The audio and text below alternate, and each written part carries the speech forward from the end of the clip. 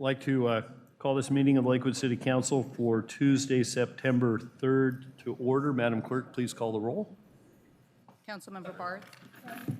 Councilmember Boki. Councilmember Brandstetter. Here. Councilmember Moss. Here. Councilmember Simpson. Here. Deputy Mayor Whalen. Present. Mayor Anderson. Here. You have a quorum.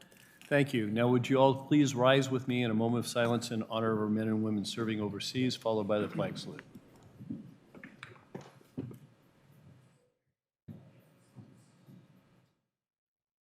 I pledge allegiance to the flag of the United States of America and to the republic for which it stands, one nation, under God, indivisible, with liberty and justice for all. Thank you. Now we move to proclamations and presentations. The first proclamation is declaring September 11th, 2019 as Patriot Day and Day of Remembrance. And I'd ask Chief Mike Zarro of the Lakewood Police Department and Chief Jim Sharp of West Pierce Fire and Rescue to join me at the podium.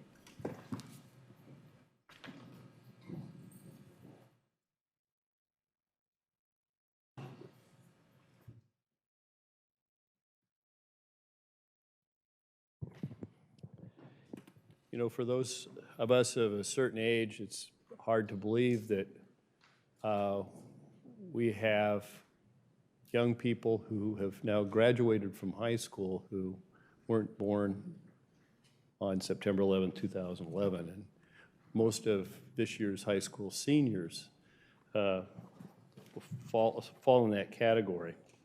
So it's important that we actually have remembrance ceremonies and publicly recognize what a tragedy that is, and in some ways hopeful that our country at some point can have the public attitude that it had on September 12th, when we were much more united than we are today. Whereas on September 11, 2001, nearly 3,000 innocent lives of men, women, and children who had been going about their normal routines were taken from us, depriving our families and loved ones of a lifetime of precious moments.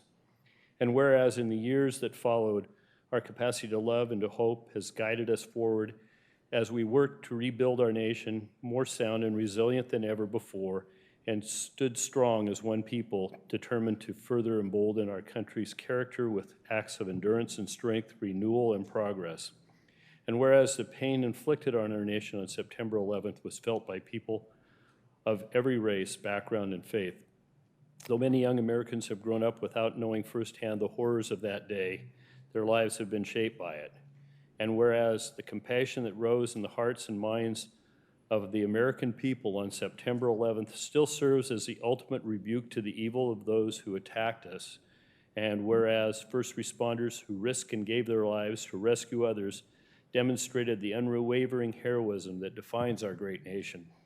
And whereas, as we reflect on the lives we lost and pay tribute to the families who still live with extraordinary pain, let us resolve to continue embodying the American spirit that no act of terror can ever extinguish.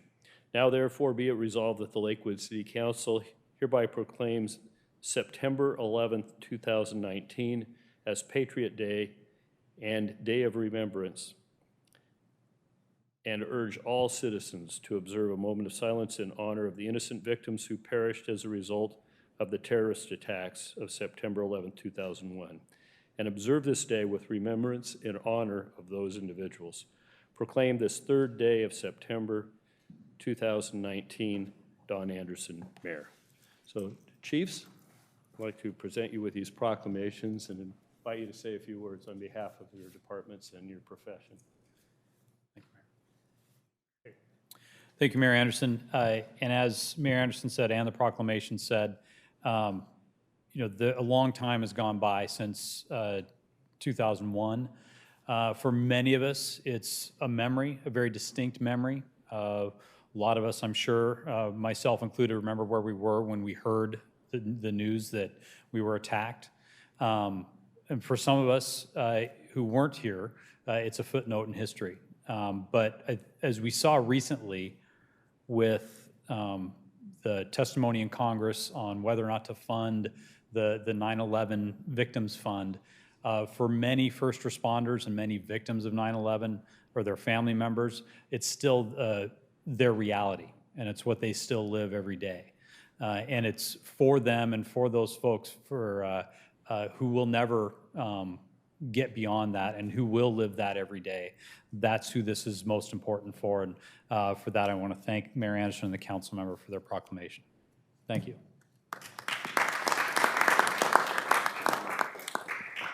I'll echo those same thoughts, and I do appreciate your comments, Mayor, and I'm so thankful to have so many youth here in the audience for this evening, because it is important that our youth understand about the history that happened long before they have a memory of it, because we can't lose that memory. It's so important to everyone who was impacted by the events of that day, and I'm so thankful that the council and the city of Lakewood takes the time to acknowledge and still take the time to remember what happened that day and the lives that were lost for the firefighters, the New York City Police Department, the Port Authority, the military at the Pentagon, the heroic people that tried to stop the attacks and crash the plane in Shanksville, Pennsylvania, and the over 2,500 innocent civilians that lost their lives that day.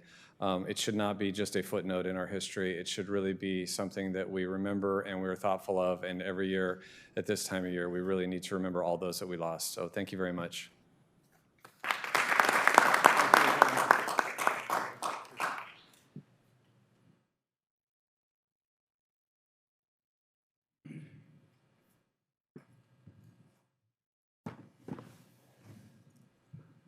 Our next item of business is a proclamation declaring September as Childhood Cancer Awareness Month. I'd like to ask Ms. Jill Douglas to join Councilmember Simpson at the podium, please.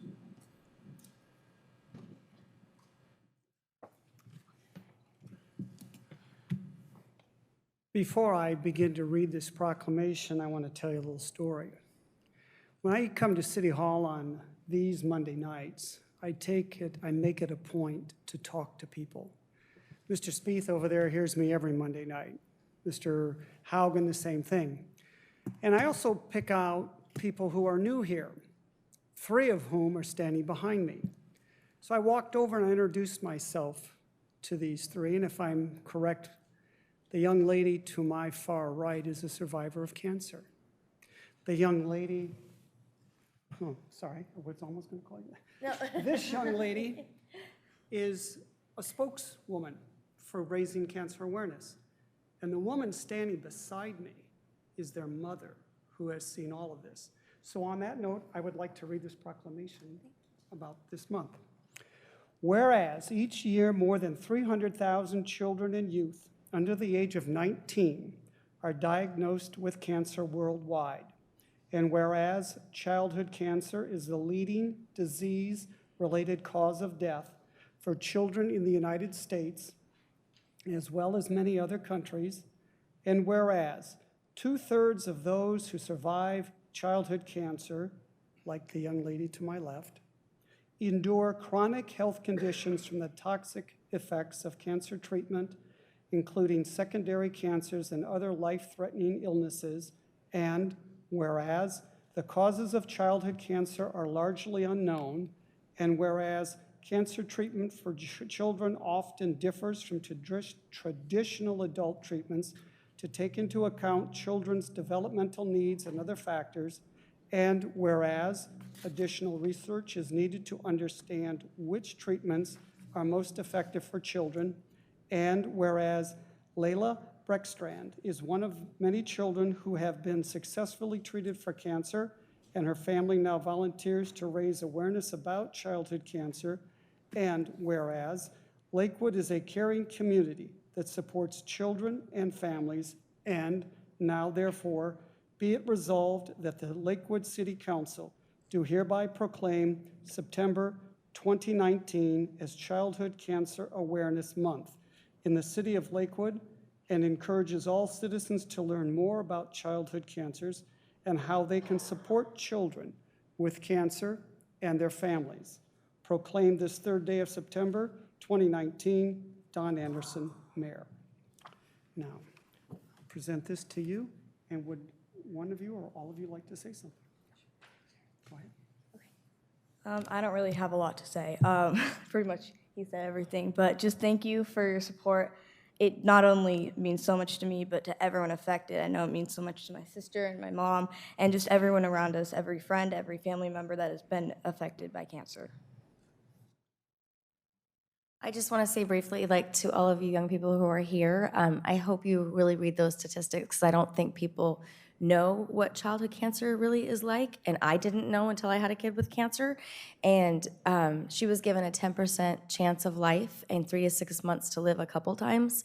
And the fact that she's still here and a black belt in Taekwondo and can do many, many things, it's all about the research, and there has not been a new drug for her type of cancer for over 25 years that's been created. And they give children 4 times the amount of toxic chemicals than they do adults. So if you have friends and family that have gone through chemo, imagine what kids go through 4 times what the adults do, because their bodies are growing and so is the cancer. So if you could always join our team, and remember that gold is the color for Childhood Cancer Awareness Month. I know pink is October, but if you want to tell people about the gold, we would sure appreciate it. So thank you for having us.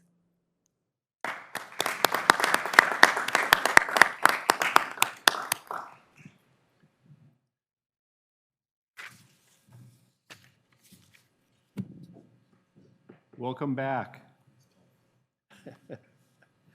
The next item is Youth Council report. So we have great turnout for the first meeting of the year, school year. You should all be home studying, but we'll call you here anyway. So I know there's a lot that's happening early, and I don't know how much chance you've had to communicate among each other, but who's ever up? It's the Youth Council report time. Okay. Okay.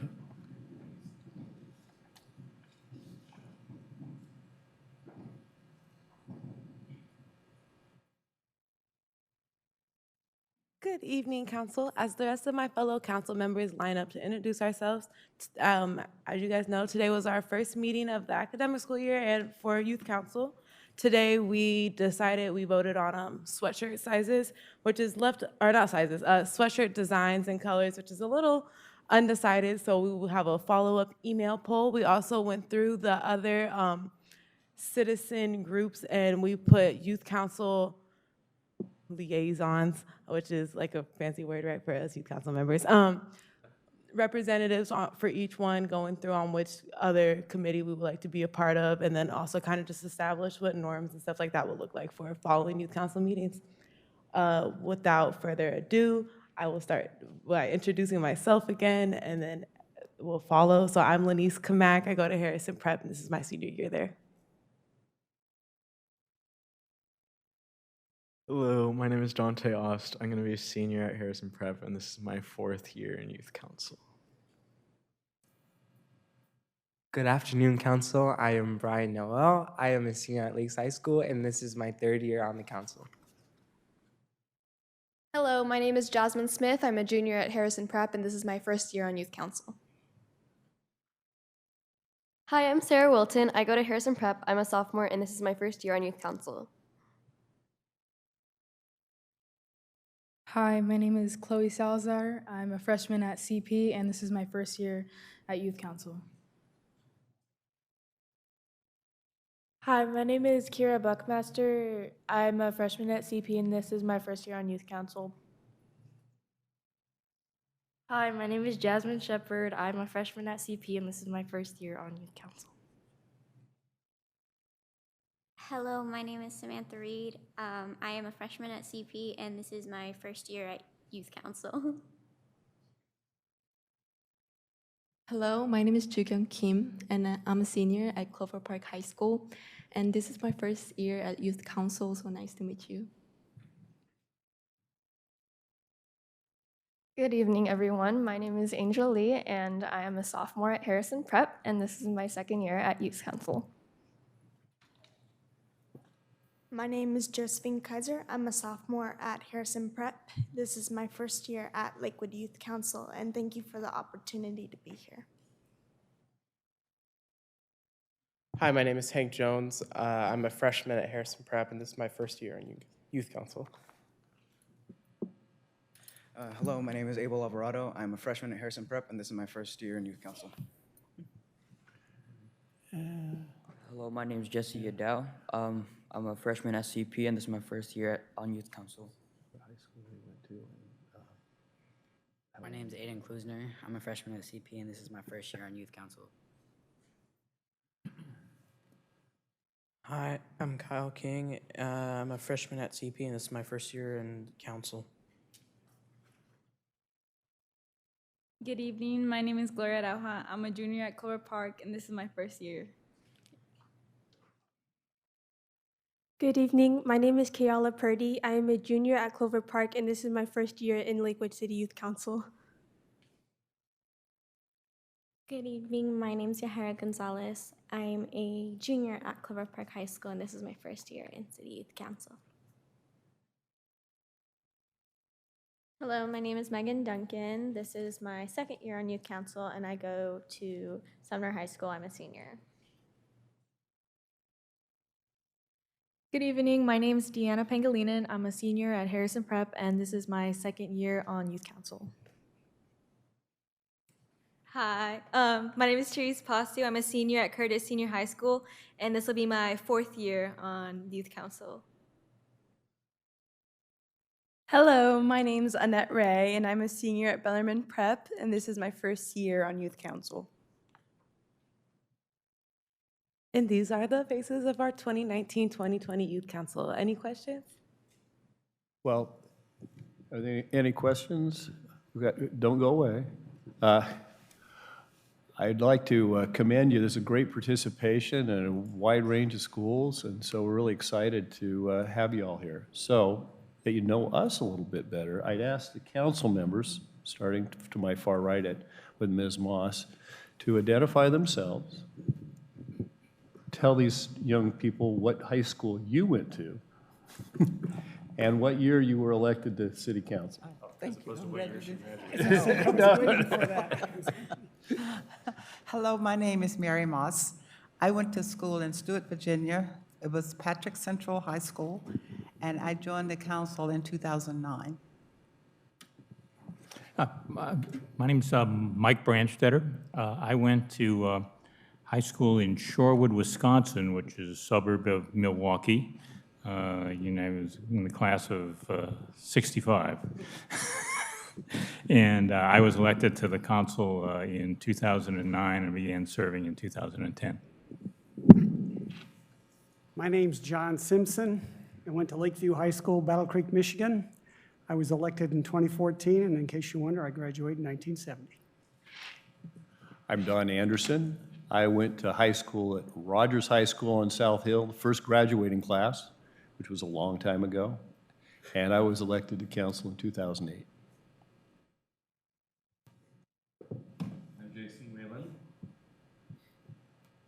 Jason Whalen with a microphone that works.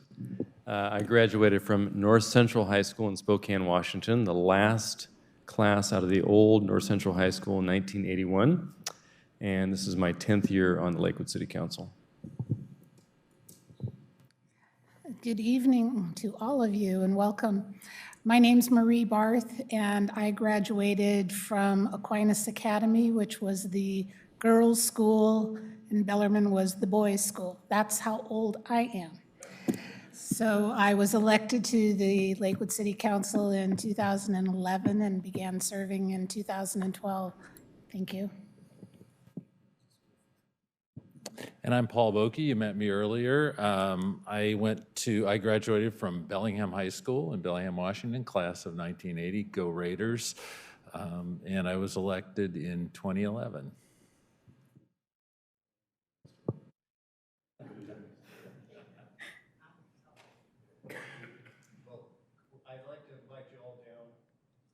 I'd like to invite you all down for a group photo if our photographer can get far enough back.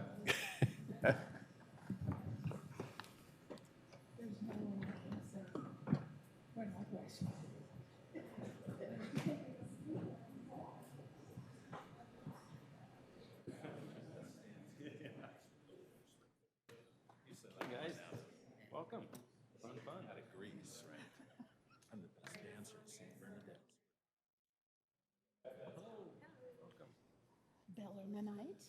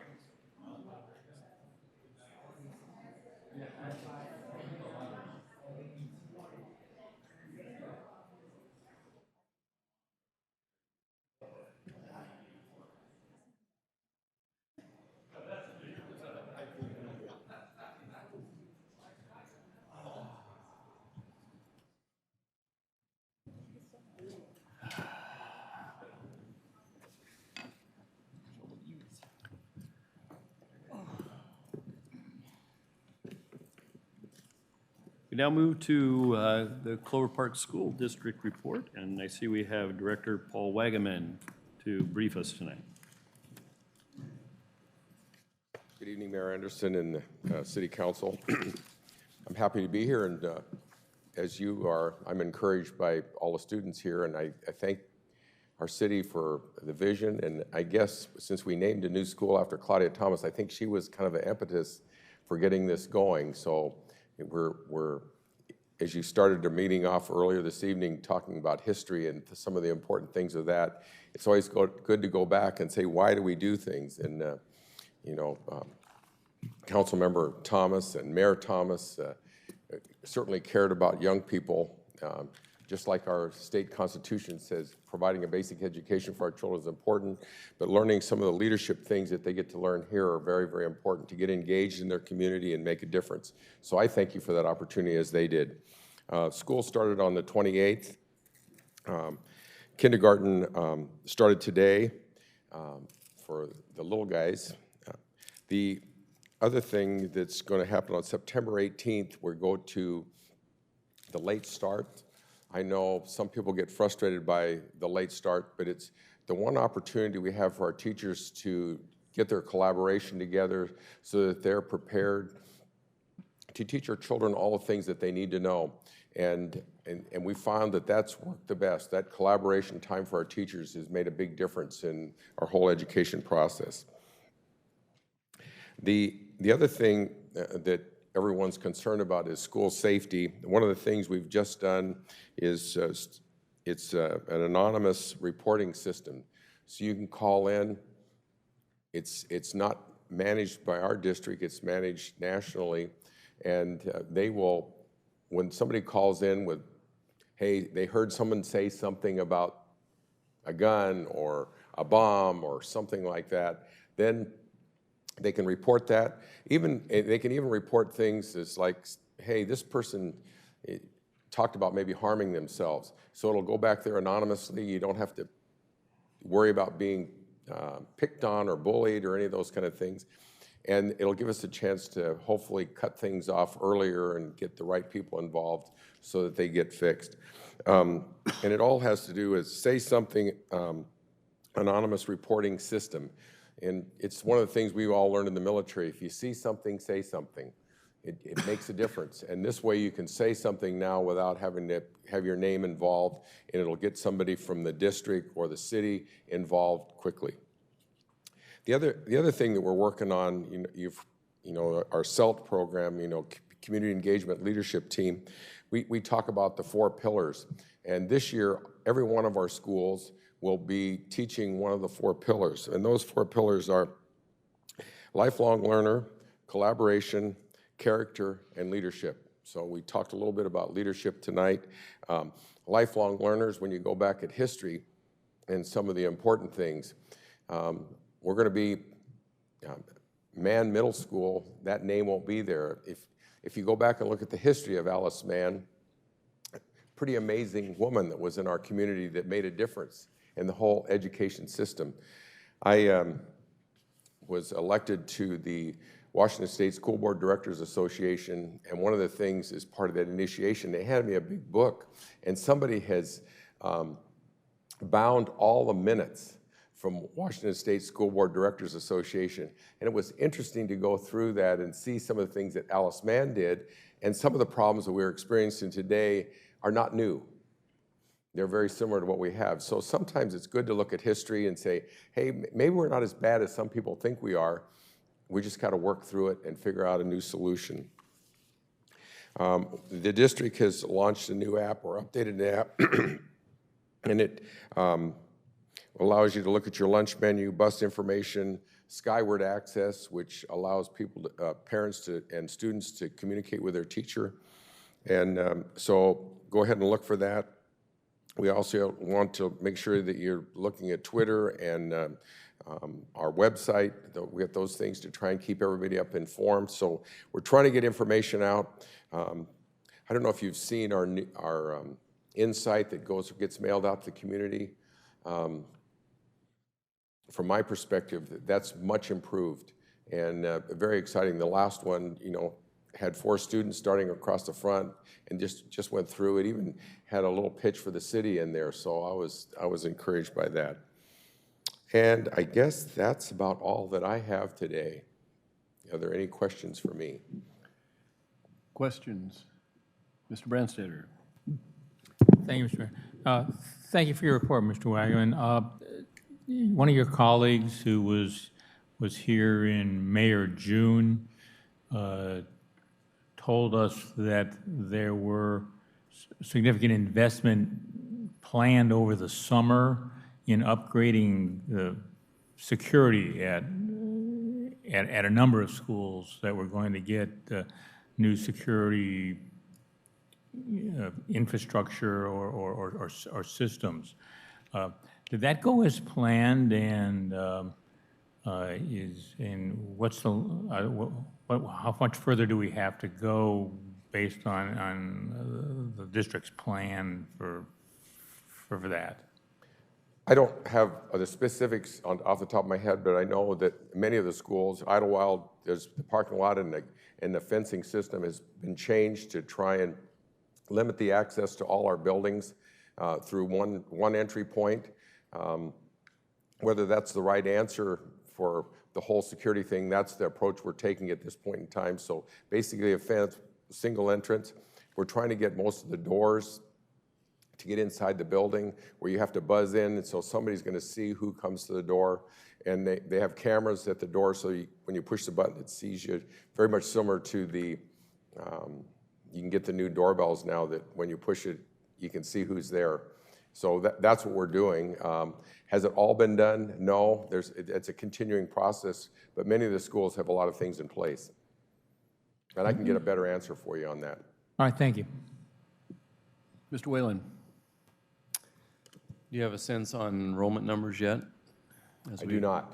They're working those, and that was one of the notes in here, so we'll see where that's at and see if it's up or down. If it's according to projection, it probably should be level.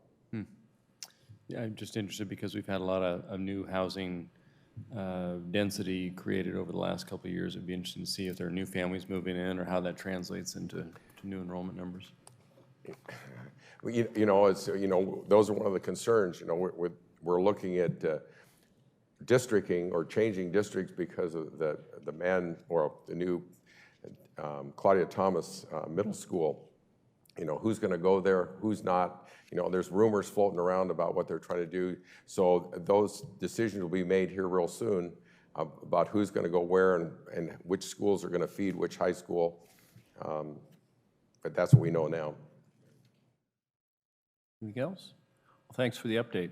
You're welcome. We look forward to seeing how this school year goes.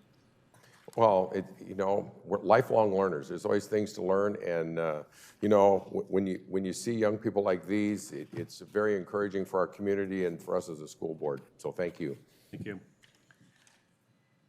We now move to the public comment section of our agenda. This is when any member of the public may speak to any item of interest to the city, whether or not is on the agenda. Please limit your comments to 3 minutes. The yellow light comes on at 30 seconds as a warning. The red light comes on when your time is up. Please identify yourself by name and city of residence, such as Marie Barth, Lakewood, Washington. First person who signed up is Mr. Dennis Haugen.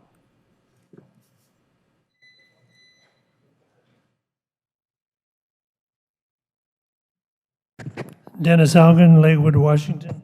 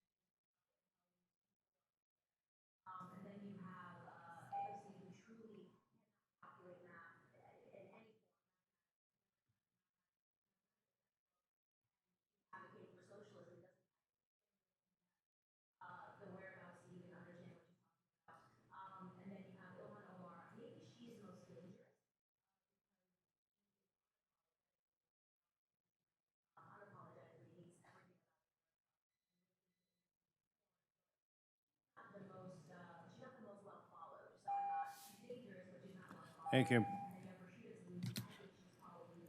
The next person who has signed up is Mr. Chris Kaufman.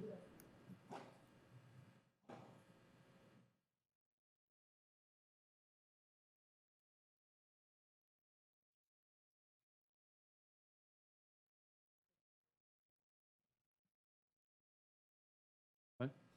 Oh. I'm Chris Kaufman from Lakewood. Sometimes my hearing's not real good, but Lakewood United meets each week at 7 o'clock in the morning, and this month we have some very good programs. This Thursday morning, Senator Steve Oban from the 28th is going to be our speaker, and some of these aren't real easy to get in place, and so I certainly appreciate the help of Marie Barth on our board and the many other board members that pitch in. I think nearly all of you have been to our meetings. We have about 48 a year. The next one on September 12th is the new president of Pierce College, Julie White. Then we have the CEO of the Emergency Food Network on September 19th, and we ask for people to bring a donation. The end of the month, we'll have a program on bike cops in Lakewood.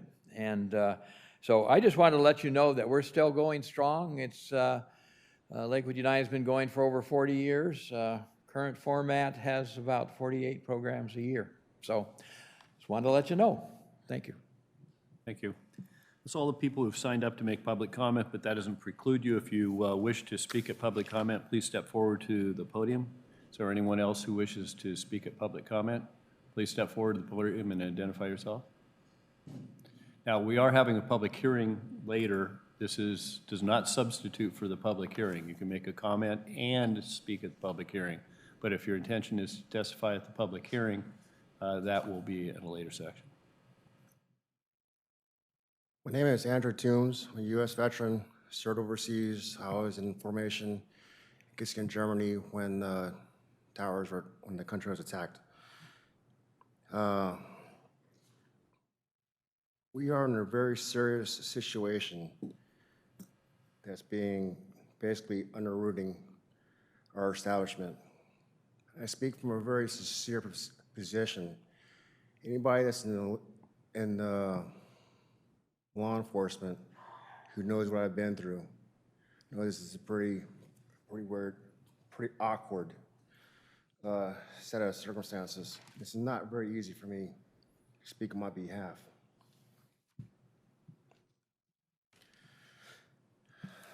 There is situations that we need to work with. The person that spoke priorly with this little demonstration about the jihadis is a very real situation. They work in a network that's within our taxi and jail system. I've seen this personally, and I'm also a victim of it. Our law enforcement is getting very, very stretched. We need to have a better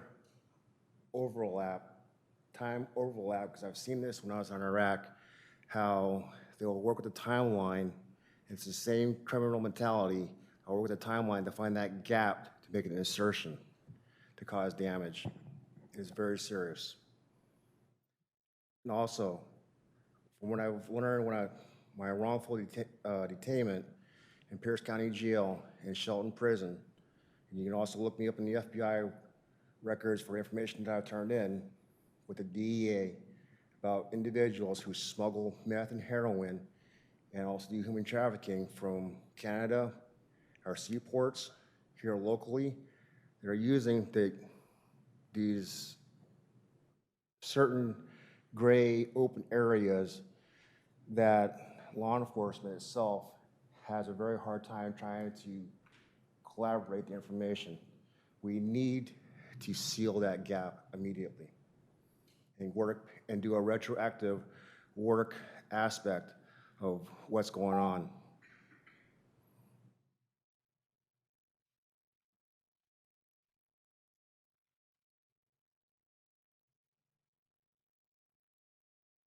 I have more to say, but I'll further it in a letter. Okay, thank you.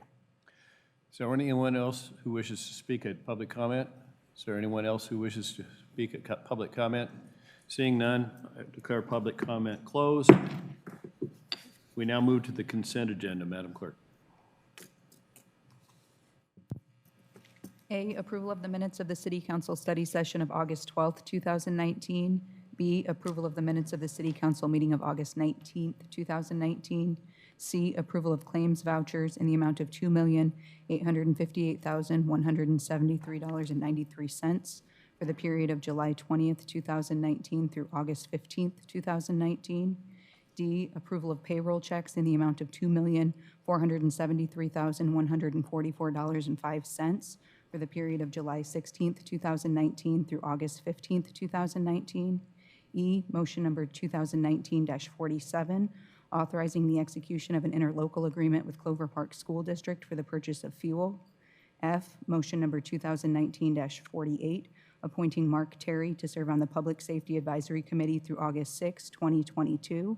G, motion number 2019-49, appointing Mary Dodsworth, Rowena Valencia Guisha, David Klaus, Peter Marsh, Richard Martinez, and Mark Pfeiffer to serve on the American Lake Management District Number 1 Advisory Committee.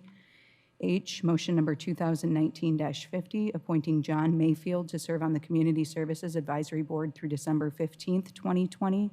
I, motion number 2019-51, appointing Ross Drangsholt, Dan Durr, Chris Kaufman, Randy Lindholm, and Shane Simmons to serve on the Independent Salary Commission for a 1 salary review term. J, resolution number 2019-19, declaring the intent to adopt legislation authorizing a sale and use tax for affordable and supportive housing in accordance with Substitute House Bill 1406. K, items filed in the office of the city clerk. 1, Public Safety Advisory Committee meeting minutes of May 5th, 2019, and 2, Planning Commission meeting minutes of August 7, 2019. Thank you. Is there any item which anyone on the council wishes to have removed from the consent agenda? Mr. Mayor, I'd like to remove item A. Item A is removed. Any others? I entertain a motion on the consent agenda absent item A. So moved, Mr. Mayor. Second. It's been moved by Mr. Simpson, seconded by Mr. Whalen, that we adopt the consent agenda less item A. Is there any further discussion? Mr. Whalen. Just a quick comment on motions G and I. We receive applications from citizens seeking to serve on various committees, some of whom have not yet served on committees, and I was very pleased to see new faces and new applications with additional interesting broad background in the community. I think that's a healthy thing, so pleased to see that. I see Mr. Kaufman's here tonight to offer rebuttal.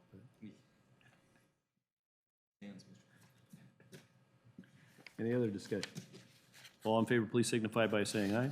Aye. Aye. Opposed, nay. Motion carries. We now move to consideration of motion number, the approval of the City Council study session minutes of August 12th, 2019. So, is there a substitute motion? I would move approval of the corrected minutes of the council study session. Which I believe have been provided to us. I move approval of the corrected version of the minutes for the August 12th study session. Is there a second? So seconded. And I believe these have been provided to us, and the correction involved a reference to the state statute versus city code, I believe. Yeah, it involved a reference to a requirement in the city code as opposed to the original statement of a requirement of a state statute. There's the last sentence in the economic development update.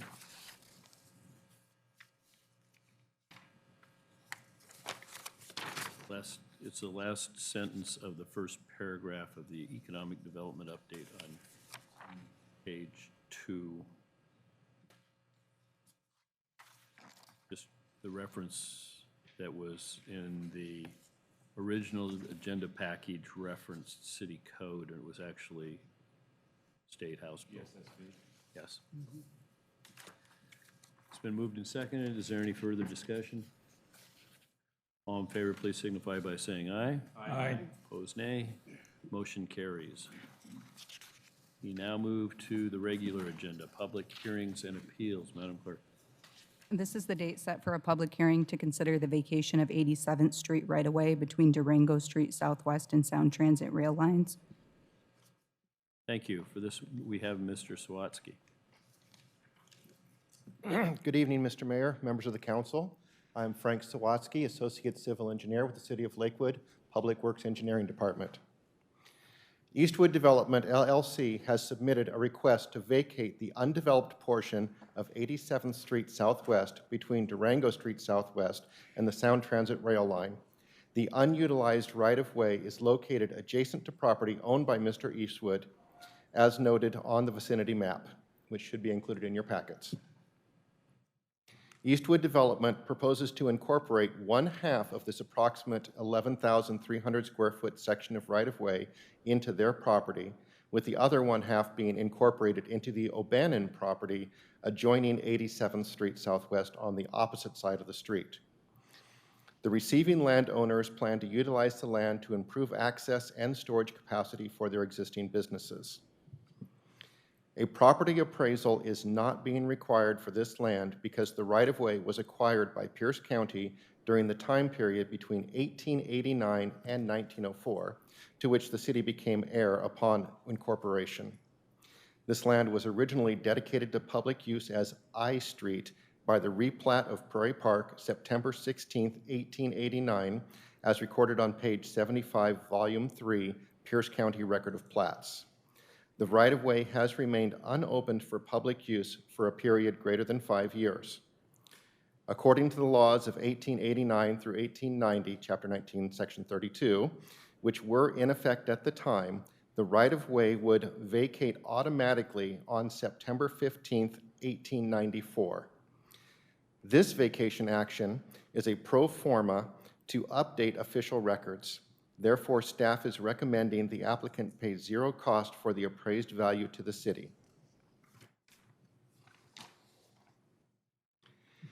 On July 15, 2019, the Lakewood City Council passed resolution number 2019-17, setting a public hearing regarding the proposed vacation for this evening, September 3, 2019. Notice that the public hearing was published in the Tacoma News Tribune. A placard was posted on the site, and mailers were sent to property owners within 300 feet of the proposed vacation area, along with the local utility companies. Staff has not received any objections to the proposed vacation. Recommended conditions of the vacation are listed in the staff report.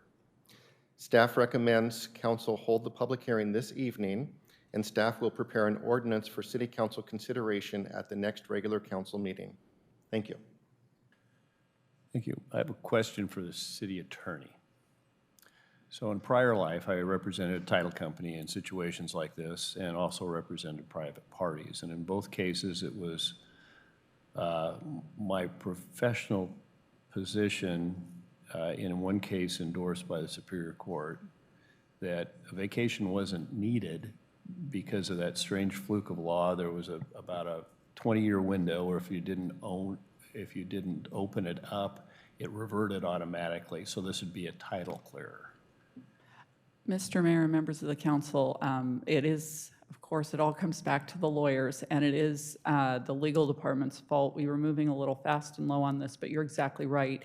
The law that was cited by Public Works is actually in statute at 3687-090, and I have never had to use the non-user statute before, but this is part of the non-user statute, which basically says if those 5 years pass, it shall be vacated. It's not a matter of applying to the council, and I'm really sorry that I let it get as far down the road as I did without catching that, but you're absolutely right. That's the law that applies here. It's not uncommon. It was, at least it wasn't uncommon in Parkland for a period of time. There were a lot of unopened streets out there. So is it then likely that if this happens again, we just have a quick claim deed from the city to clear title? I have now been schooled on the non-user statute, and I will be watchful for it. Okay, thank you.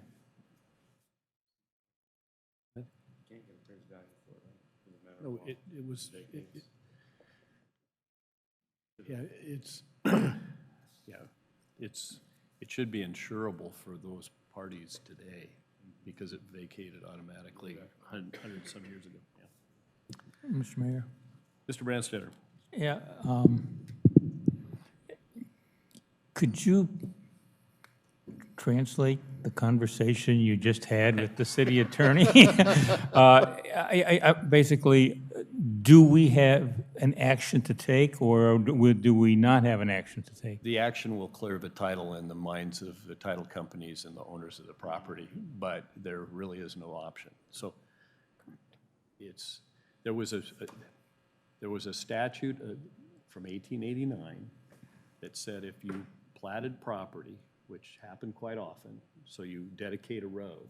If it's in unincorporated county and it isn't opened for public use as a road within 5 years, it automatically reverted to the adjoining property owners. So these little pieces like this scattered around that reverted. People have fences up, it's their backyards. This is unusual that it's actually open, because people just assumed it was theirs because it was. And then years later, some title company will come up and say, hey, we'd really like a deed from the county, or the bank will say, I'm not sure where your boundary is, and they have to formally clean it up to make a third party happy. But it hasn't been government property since 5 years after the plan. Correct. So just that related to only plats during a particular period of time 2 centuries ago? Well, shortly before my birth. Yeah, it was, I think about 1909, the law was changed. And so after that period of time, if it was platted after a certain time that was pre-World War I, that it doesn't revert that way. So for example, our street ends aren't open in some cases, but they didn't revert because they were platted after the magic date. There's only a window of about 20 years maybe. All right. But we are going to vote on a vacation just to make things easier. Later. Okay. This is a hearing. Thank you. Mr. Volkey. So I do have a question when I look at the satellite imagery. Between Durango on 87th, there's about a couple hundred feet before you get to this parcel. Is that a street, or is that already private property? That is a street, and it shall remain a street. Okay, because ingress and egress to the north, I To the guess. north and to the south And to of the 87th south. Street at that point are still viable, usable. It is a street still. Okay, so It it's is only the undeveloped portion which is up for vacation. okay. All right, thanks. All right, any further questions? So we'll move to public testimony at the public hearing. If you wish to speak on this topic, please step up to the microphone when called. It's very similar to the public comment period, except that the topic is limited to the vacation of 87th Street Southwest between Durango Street and Sound Transit Rail. Again, you will be limited to 3 minutes. Yellow light comes on, 30-second warning, red light when your time is up. We've had one person who has signed up to speak on this subject, and that's Andrew Tomes. I'm sorry, sir? This isn't a question. This isn't a question and answer period. If you wish to make public comment, you can come up and use you make a comment. It's not an interrogatory back and forth. You're good.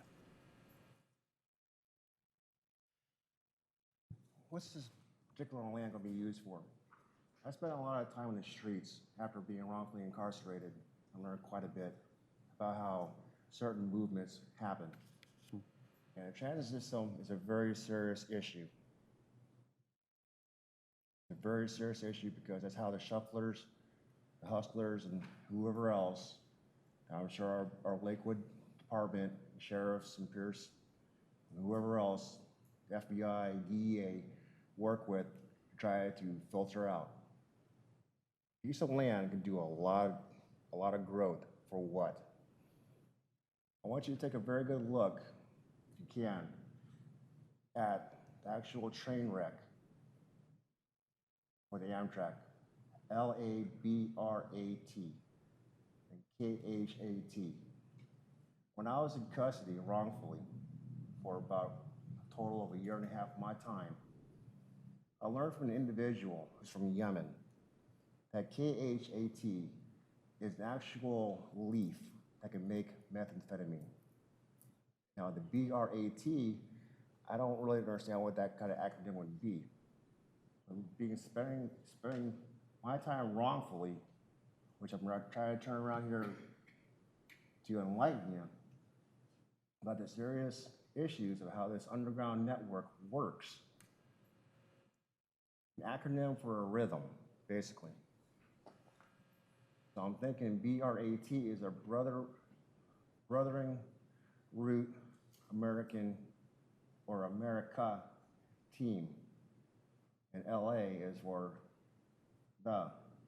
And I've seen this on YouTube, these gangsters that are actually fighting our service members overseas in Syria.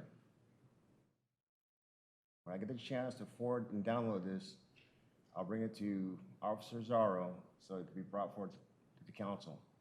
This is a very serious issue. I've made comments to Bob Ferguson that he needs to be with Donald Trump on closing the borders. I speak very strongly, and I speak very sincerely.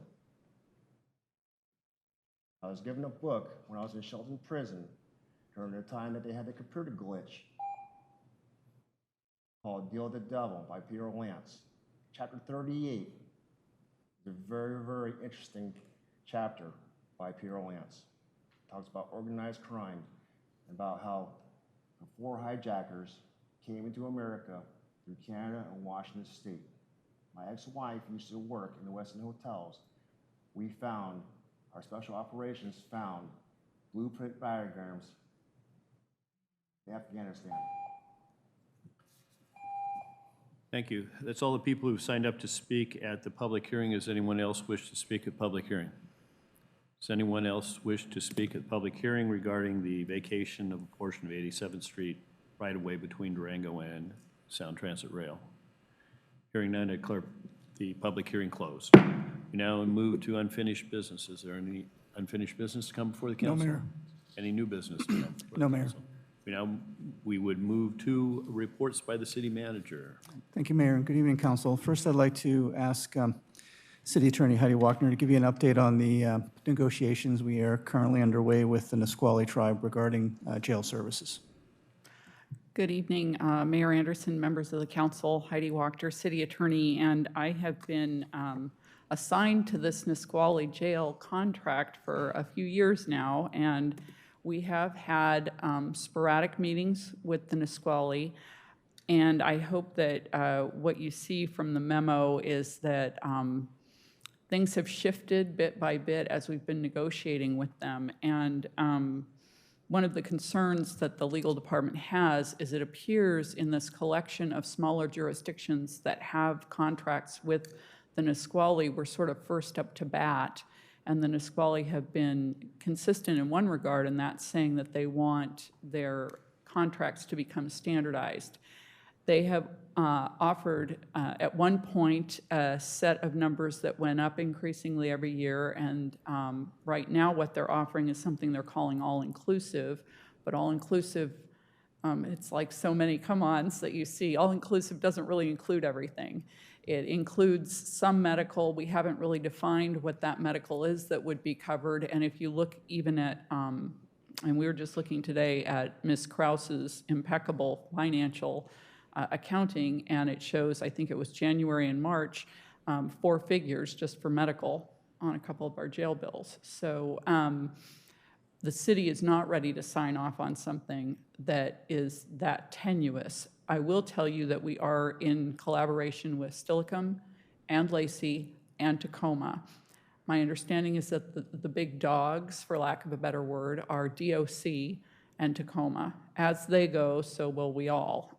So cutting to the chase, the last part of the memo indicates options and recommendations.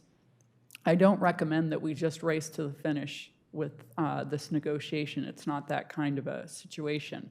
I do recommend that we continue to bond with other jurisdictions because we are a small jurisdiction to the Nisqually, and it will benefit us to be working with other jurisdictions. And even where we differ in some areas, we respect the fact that it helps us to band together and support each other's issues. The third is to explore other options. One of the questions that was posed to me about this is, well, isn't it still a better rate than you're getting from Pierce County? It may be a better rate than Pierce County. I have not sufficiently briefed you on what other options may be. At one time, we were doing work with Wapato Jail, which involves a lot of transportation, and that can be tedious in its own way. But we may want to look again at some of the options that are a little bit further away from us, because they may start to look better as Nisqually starts to adjust. I don't think it's a surprise that in this first round of contracting, Nisqually was very good to deal with. They're still good to talk to, but I think what's happening is they're starting to realize the reality of running their facility. And once they start looking at the reality, then the numbers have to change. So I'd be happy to try and answer any questions you have. Barring some kind of a resistance on your part, my plan is to bring back to you what the other options look like so that we can look at this in a better context. Any questions at this point? But I would caution council that we don't want to negotiate in public. Correct. Mr. Whalen. That's why I've been a little dicey there. Just a couple of questions on page 129. When I'm looking at the chart there, just so I get a better understanding. So the total daily cost, looking historically from 13 through 17, is that actually what we spent? That would be what we spent on Nisqually. And the people that are detained for felony offenses must go to the county. Yeah, these are all misdemeanor charges. That is correct. I think, yeah. And I will tell you that I received a call earlier today from our finance director indicating that I need to scrub our most recent numbers because they're seeing a spike, and I need to be able to explain what correlation there is in that spike in our jail numbers. It's interesting because when we looked at fines and forfeitures and those kinds of things through the or municipal court rather, it seemed to me, as I recall, that the fines were actually going down, which might lead one to believe that the incarceration and arraignment of folks for misdemeanor offenses is likewise going down, but this reflects costs are going up. So we're either incarcerating people who are immensely sick or need health care, and this is a way for them to get it apparently on our dime, which bothers me. So it leads me to the question, what principally are the kinds of medical events for which we are tabbed with expenses? The best that I can tell you right now, and one of the areas that's a little bit of a subject of debate, is you could have somebody come in with a chronic condition, tuberculosis, something of that nature. And if they come in like that, medical care frequently has to be provided, or they have to be separated from the rest of the jail population. Something that's a little more of a question mark is that we've had examples where somebody's taken into custody in the jail and they have some severe dental events going on, infection and things of that nature, but things that probably aren't life-threatening at the moment. And that's one of the, where is the line? When we talk to jurisdictions and they say things like there's a certain amount of medical covered, we're trying to figure out what that would be that's covered. If somebody trips and falls and hurts themselves in the jail, that's probably going to be something that we wouldn't want to be held responsible for paying. It would be helpful as a policymaker for me to get the data in just historic breakdown on the categories of kinds of medical events for which we're being held accountable for the jail costs. Because if it's people going in to get dental care, I mean, I might think about a 4th-degree assault too if I can get, my wisdom teeth pulled. What the hell? Yeah, and there is that exact question. And so one of the issues is for the jail, any jail, this isn't specific to our negotiation, any jail, if somebody presents with a severe enough situation, they're within the jail's custody, they need to make sure somebody isn't further injured or dies on their watch, because that's their liability. On the other hand, if something's closer to the line, at which point do they consult with the contracting jurisdiction, a city, and the city says, I'd rather have the person released than pay for the medical care. And so I can certainly provide better data for the council on what our actual experience has been. But I can tell you it's been everything from the things I've described to somebody who gets injured during the course of their crime. Well, So they come to and the we jail understand that. We've Yeah. had that before, even on the felony side. So what, I believe there are 2 points that are pertinent to your questions. One is I think the principal reason for fines going down is court decision, which indicates you can't collect them if somebody files an affidavit and says they can't pay. That's true. So that's a phenomena that's happened. It's dramatic decrease statewide.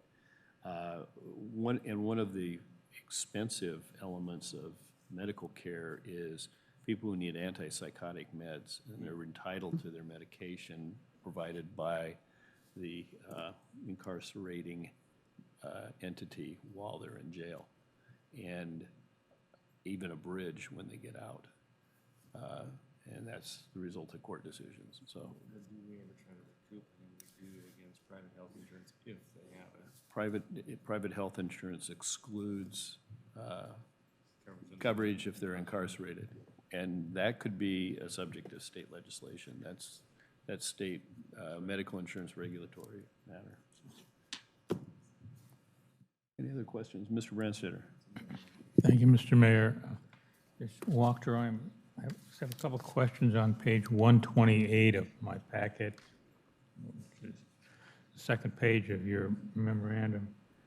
And is in the section there it talks about rejection from booking, and it cites examples of the Squally rejecting inmates for booking for reason of opiate addiction. Are those Lakewood examples? Yes. And so what is the then course of action of our police officers when that happens, and how does that even come to awareness at the time of booking? When you take someone, and the chief's back there, he can probably correct any misstatement I make here in terms of the details, but when you book someone, they need to stay in continuous custody. So at one point, they're with the officer, they're in that custody. Once they're booked, they become the jail's custody. If the jail says that they're refusing to book, that means you don't have somebody handed off into another custody. What the officer is then faced with is the choice of driving from Nisqually up to Pierce County, taking them off of our streets for that length of time, and putting them through booking in Pierce County, or choosing to have them released and then we get it as an out-of-custody charging. That could be another decision that the officer might make. That practice has not been consistent, and we have not had recent problems with that practice, but there was a period of time where Lakewood was impacted by that practice. And is that policy on the part of the Nisquallies different than the policy that the Pierce County Jail? I would have to bring that back in the detail discussion that seems to be coming from the council. They want to see more detail on the medical issues, but I can tell you the need for methadone, opiate addiction issues, and those are not uncommon to any jail. They may deal with it differently, though, and I would rather research it than try to give you an answer off the top. Okay, thank you. And then I just had one other point, just for my own information. I wasn't familiar with the term lease insurance carrier, and I was wondering what does that mean? I'm sorry. Up on that page further up, there's a reference to lease insurance carriers. I'm still trying. It's in subparagraph, paragraph 2 in the first paragraph. Oh, I just didn't understand what that meant. It's a typo, and what it means, it's a deal breaker for at least insurance carriers, if not cities. That's one of those ones that doesn't get caught by spell check. I understand. All right, thank you. Thank you, Mr. Mayor. Any other questions? Mr. Bolke. I just want to make sure I'm on the same page. So on the daily rate chart in 128, in 2013, it was $65. Correct. plus medical costs. Correct.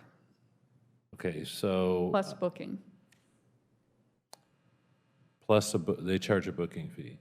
So it's been 65 all these years, but have we ever had a contract, or are we no contract, it's just this is by agreement? We had a contract that expired in February of 2018. They are continuing to operate under the terms of that contract. Okay, so then it says second half of 2018, it was 77. So it went up. That is what the numbers say, yes. But that is without a written agreement that I'm aware of. I don't know how that number came to be different than the 65. I can certainly find out.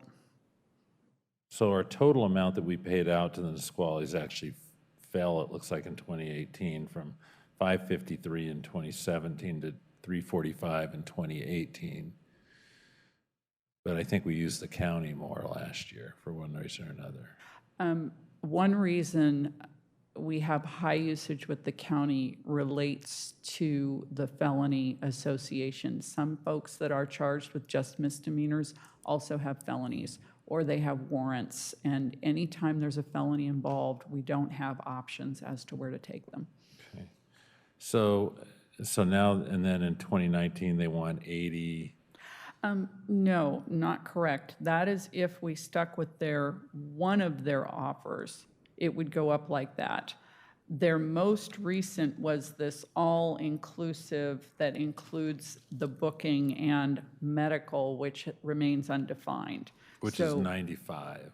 Correct. Okay. And one of the conversations we had about that is we don't necessarily know what it means in terms of medical, but we do know what it means to add in booking, right? If you have something that at least includes booking.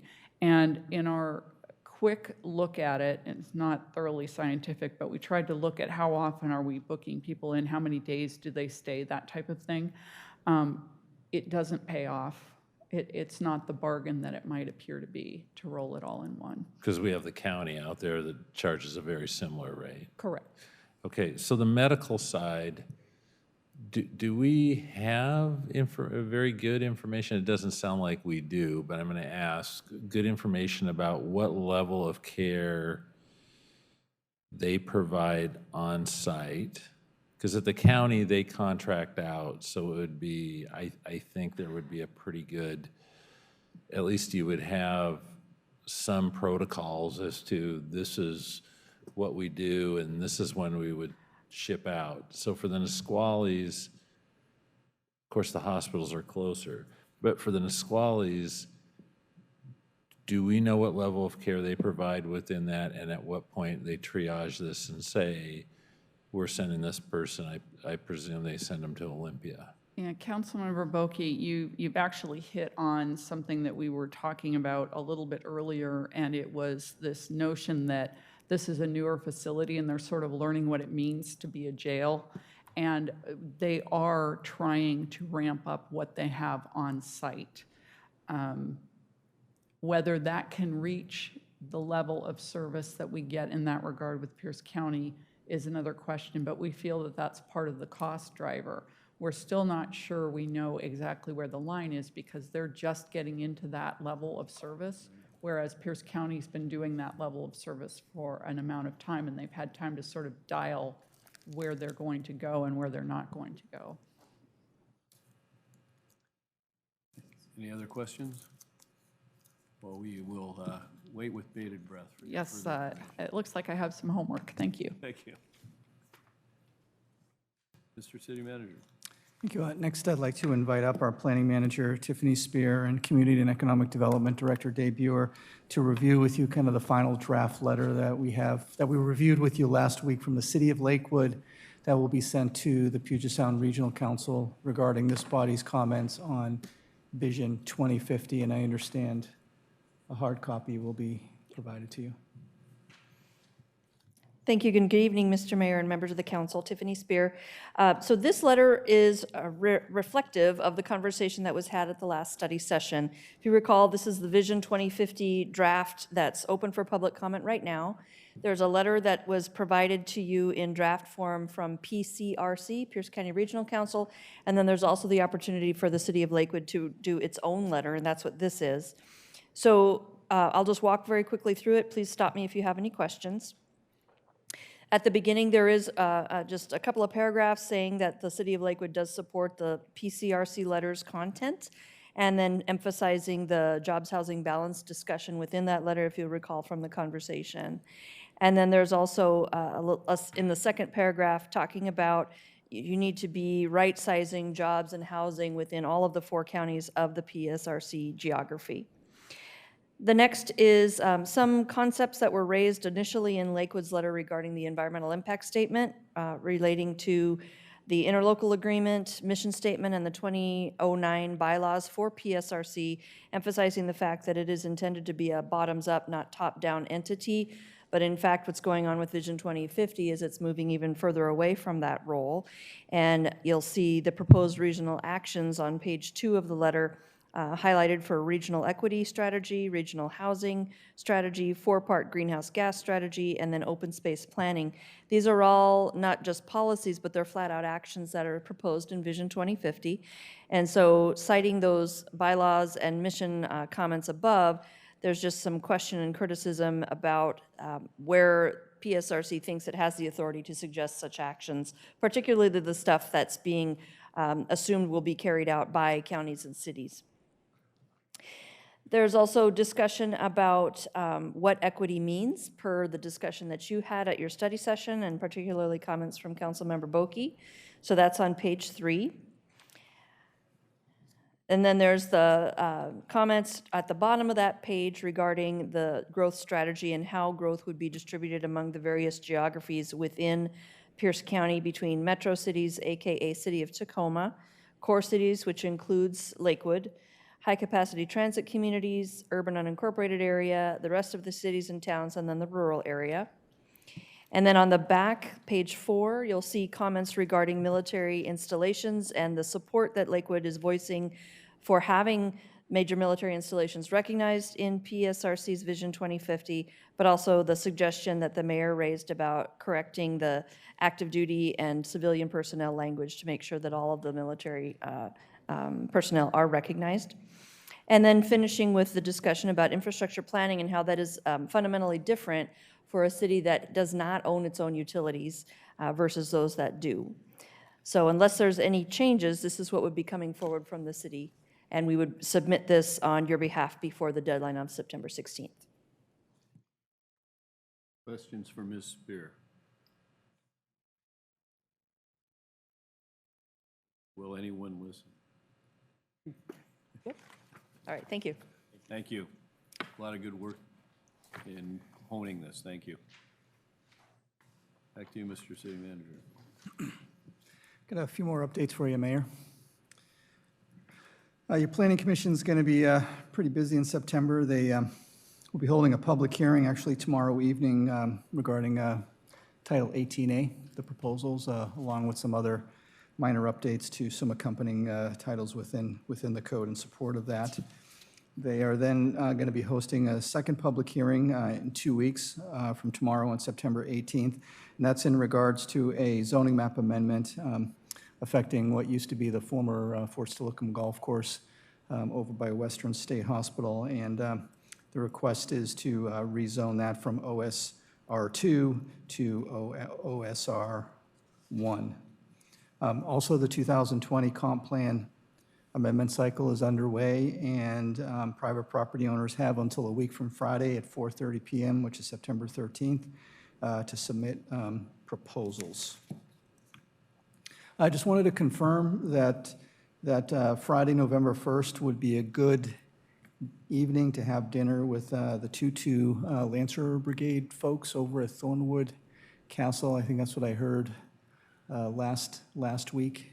So again, Friday, November 1st. So unless I hear back from you, we'll go with that date, if that's okay.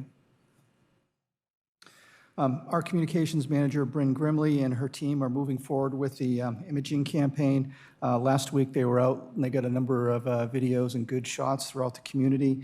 And then this Saturday, and if any of you are interested in participating, they're going to be flying the drone over the Colonial Plaza area to try and get some footage of pedestrians. Matter of fact, she's coordinated with LPD to kind of shut down Motor Ave for that hour or 2 hours while they do that taping. And then she's also going to be in the process of following up with the adjacent property owners just to let them know. But come on out and you can be in Lakewood's promotional video.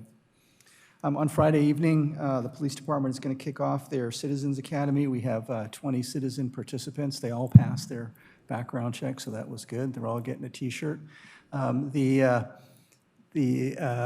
The academy itself will run from this Thursday through Thursday, October 24th, with a couple of Saturdays thrown in there. The traffic and speed emphasis in August has been completed. There was 10 areas that LPD focused on. Over that period of time, 512 contacts were initiated that resulted in 471 speeding infractions. To get a speeding infraction, you had to be doing 8 miles an hour or higher, so pretty significant. However, those that were, the balance of those, if you were under 7 miles an hour, basically it was an opportunity for an officer to have a conversation with you about educating you the rules of the road and things along those lines. I was talking to Chief Zarro today, and so he's looking at doing another emphasis in the October-November timeframe. One of the things that he wants to do is coordinate with the Public Works Engineering Department to do put the tubes out before and after the traffic emphasis to see if, in fact, there is a change in behavior from the emphasis. In addition, several officers have just made comments that they felt that during the month of August that collisions were down. We don't have any real empirical evidence to support that as of yet, but they just thought with the emphasis out there that there was, they just didn't feel like they were responding to as many fender benders and things along those lines. We learned last week that the Pierce County Council did adopt a resolution similar to actually provided by Lakewood in your leadership regarding the NTSB rulings and findings and recommendations specific to the Amtrak derailment back in December of 2017. So the Pierce County Council joined this body as well as the City of Tacoma, Town of Steilacoom, City of DuPont, West Pierce Fire and Rescue in adopting resolutions. Also, you might recall that Representative Christine Kilduff had requested a formal AG opinion regarding the release and less restrictive alternative placements of certain people within specifically Lakewood, but throughout the whole DSHS system. As a part of that process, the public, including cities, agencies such as ours, were provided an opportunity to provide feedback. So our city attorney did submit a letter to the state's Solicitor General's office, which I never knew we had one. So we have gone ahead and done that. Speaking of DSHS, Mr. Buer has been meeting with DSHS representatives regarding their initiative to expand Western State Hospital or to make improvements. Quite frankly, we're not sure. Actually, I don't think they're sure. What we do know is that they have the authority to go through the design process to add a standalone forensics facility of 250 to 300 200 to 350 folks for a forensics unit, and then another 160 unit civil commitment center. So that adds up to between 360 and 510. And so our question is, okay, so you're at 850 right now, that's not the number of beds. So is it going to go from 850 down to 510, or is it going to stay at 850 and the 510? So what's going on? Or is it going to be the 850 plus the 510? And to date, they have not yet been able to answer that, and so we are trying to get some answers to that question. There was also concerns on the city part regarding traffic and where they want to have ingress and egress off of Stilichon Boulevard. And then a real sticking point is who's going to take the lead on the EIS, because our code says that, we have the ability to choose who's going to do that, and the city has a desire to do that. However, the state of ecology has sided with DSHS and said potentially that DSHS could do it. So that's still back and forth. Long story short, it's quite convoluted. First and foremost, they do need to update their master facility plan. And I know this body has been hearing this for a long, long time, probably a couple of decades. But quite frankly, at the end, in order for them to move forward with what they want to do, they got to get that done sometime this year, early next year. But again, I've been here 6 years, and I've been hearing that pretty much on a somewhat regular basis. So more to follow. I would just add that, more to follow.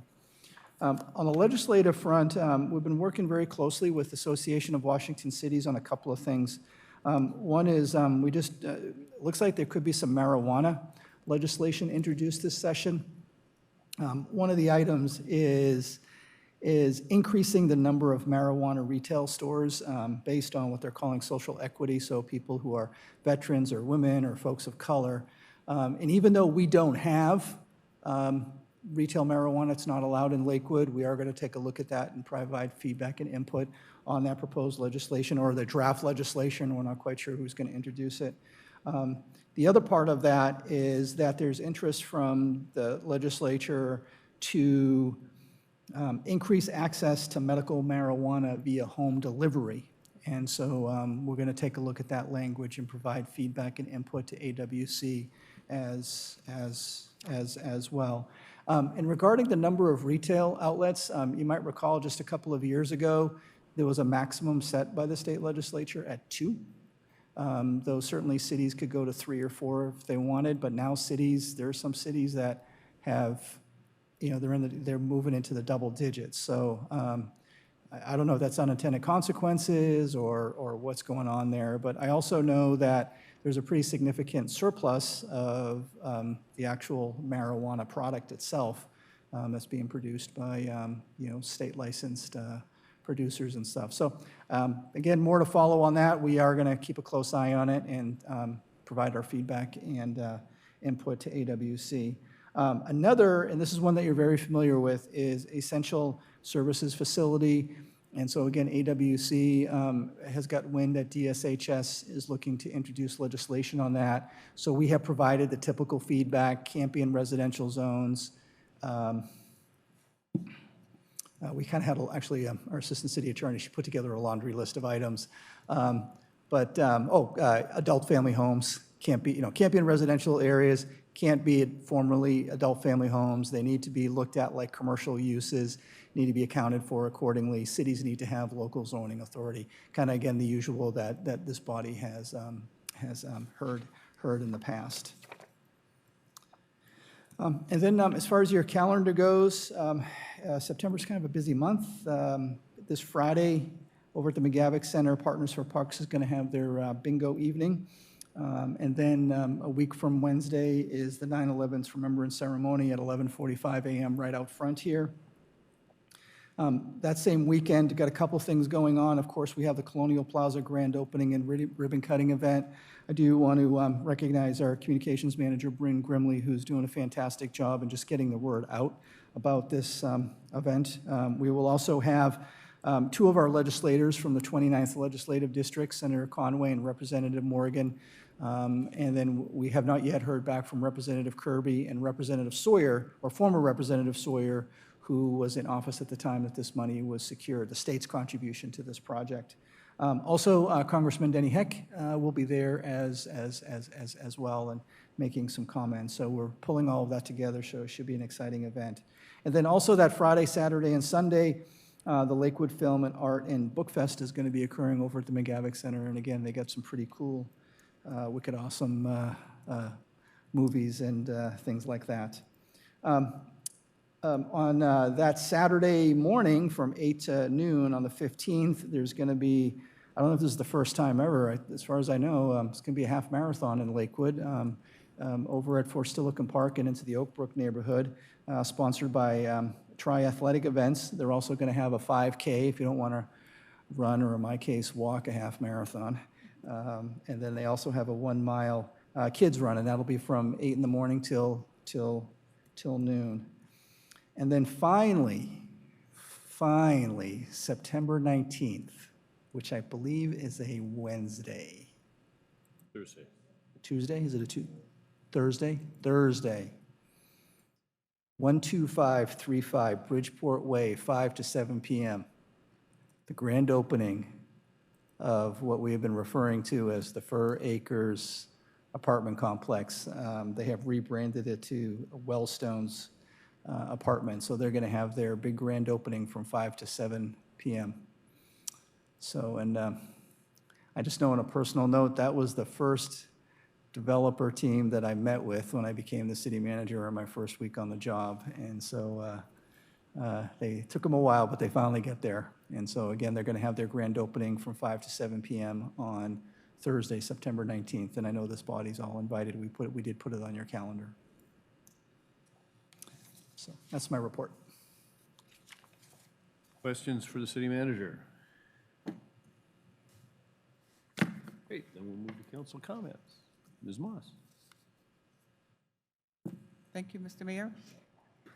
Mr. Mayor and Council, troop number 53 have scheduled themselves to be at our council meeting on October 7th. They would like to post the colors at that meeting. And since this is outside of our policy, council policy, I'm asking permission to have them post the colors. And I noticed our flags are not very movable. So I think they've done it in the past and they used the U.S. flag. Yes. Have them contact the city manager's office. Okay, all right, thank you. And then Friday night, I will be attending the Ethels Ball.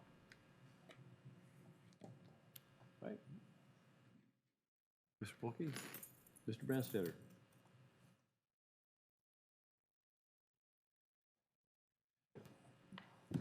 Thank you, Mr. Mayor.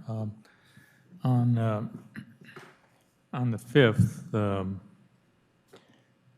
I'm going to be attending the AWC Legislative Priorities Committee meeting in SeaTac, which is a culmination of the large group that's providing feedback to the AWC board as to what should be the primary legislative priorities for AWC.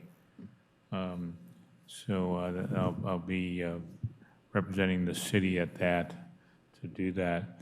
And then that late afternoon, I'll be attending the follow-on meeting regarding the art for the Colonial Plaza with the artist who is bringing back things from our previous meeting with stakeholders and her to try to move that forward. That's all I have, Mr. Mayor. Ms. Barth. I'm good, sir. Mr. Whalen. Just a brief comment. That meeting for the Colonial Plaza Design Review Subcommittee is 4:30, right, on Thursday the 5th. So those of you who attended that and would like to attend again, that's the date and time. On the 6th, we got the Partners for Parks event. I plan to attend that at about 5 o'clock p.m. or 5:30 or whatever it is, 6 o'clock. I'll be here, whatever time frame it is. I've got to mark down 3 times here for some reason, but so 6 o'clock I will be there. And I think that is it for me. Thank you. Thank you. The issue of enhanced services facilities has raised its head at the county. And Lakewood should be concerned, not that the state is interested in enhanced service facilities, because it would be a better option for some of the dangerous people that they've tried to put in Oak Brook, but for the placement. What has occurred is that an entity was reached an agreement with the state to build one. There are currently 4 There's one in Snohomish County, one in Clark County, and 2 in eastern Washington. This one was specifically to be placed in King County. They looked at 5 different locations. At one, they had 200 people show up for a community meeting with pitchforks and torches. And they decided that, in their words, NIMBYism was so great in King County that they wanted to go to Pierce County, and that was heartily endorsed in writing by what the Department of Social and Health Services. So they have come to Pierce County Planning and ask what zoning best fits. We think we should be able to put it anywhere there's zoning for a nursing home. There has not been a response at this time, but it pointed out that Pierce County doesn't specifically have a provision related to enhanced services facilities. They may be looking in Lakewood because they're looking in Pierce County. So FYI, but King County scared them off. Yeah.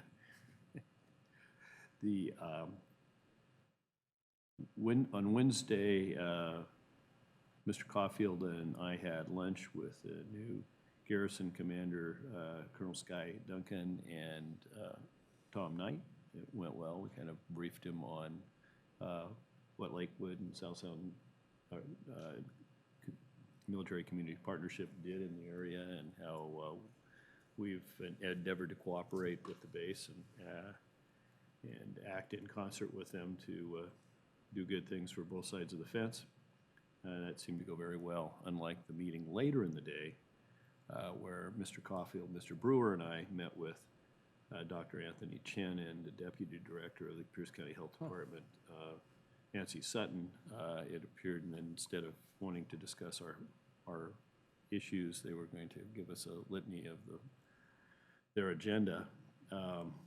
We principally spent our time discussing their institutional reluctance to act with respect to failed septic systems and their refusal to test for toxic algae in the lakes, along with a dash of their advocacy in some of our neighborhoods, including, among other things, in taking credit for the community garden in Springwood Park. It was not an amicable meeting, but I think they went away knowing our position. It was hard to tell who the bad guy was.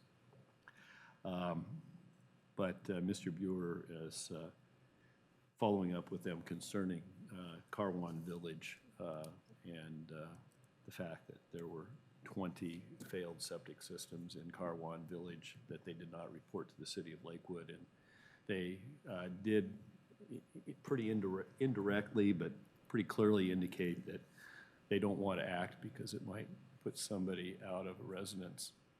So they'd rather have them, they'd rather have them, basically they would rather risk people living in sewage than risk tagging something. I mean, it can't be put any other way. Mr. Mayor, may I? Mr. Simpson. Thank you, sir. Is there anything we can do?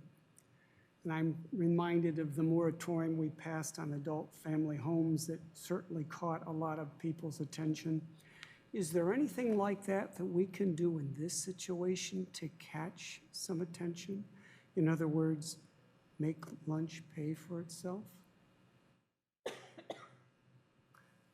Unfortunately, my understanding is of state statute is that the State Board of Health statutorily has jurisdiction over septic systems, permitting, inspection, design, approval, and they've delegated that to the County Health Authority, which in this case is the consortium that's the Tacoma-Pierce County Health Department. So we're kind of carved out of actually any direct regulatory Who has power. control over their funding?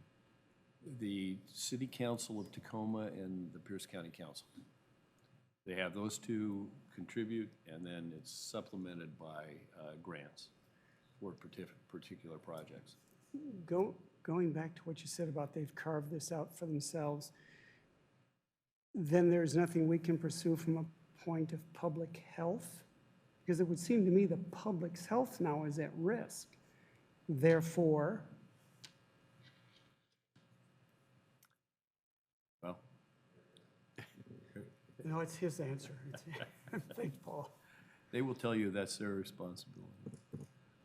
What you can do is talk to your friendly Pierce County Council members and any Tacoma City Council members that you know, and suggest that there may be a different form of governance for the Pierce County Health Department. Because it doesn't have to exist the way it does, where it doesn't directly report. So anyway, that's, oh, and let's see. That's it. One happy thing sandwiched in between two not so happy things. Anything further before we go to executive session? Put that on my list. We'll now adjourn into executive session for approximately 20 minutes, at least in first iteration, to discuss the performance of a public employer official. We will come back to adjourn and take no further action. We're in recess.